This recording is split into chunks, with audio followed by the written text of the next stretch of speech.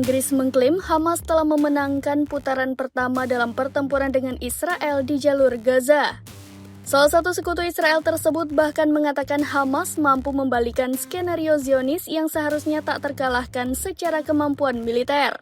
Dikutip dari Al-Mayadin.net via Tribun News pada Jumat 12 April 2024, hal tersebut disampaikan oleh mantan Duta Besar Inggris untuk entitas pendudukan Israel, Tom Phillips.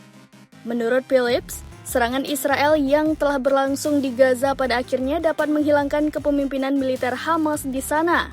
Namun demikian, ia mengatakan bahwa kondisi itu justru menguntungkan kelompok perlawanan Palestina dan dapat dianggap memenangkan putaran pertama konflik tersebut. Phillips mengatakan bahwa tujuan Hamas di balik operasi Banjir Al-Aqsa pada 7 Oktober sejatinya masih belum jelas. Meski begitu, tujuan minimumnya diperkirakan adalah untuk membebaskan sebanyak mungkin warga Palestina yang ditahan di penjara-penjara Israel. Selain itu, Hamas disebut ingin menegaskan kembali dirinya sebagai kekuatan yang tidak boleh dianggap remeh. Tom Phillips mengatakan kedua tujuan ini secara garis besar telah berhasil diraih oleh Hamas.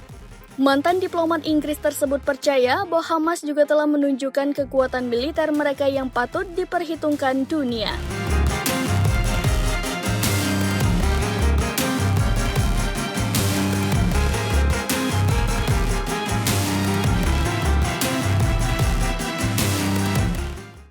Download Tribun X sekarang, menghadirkan lokal menjadi Indonesia.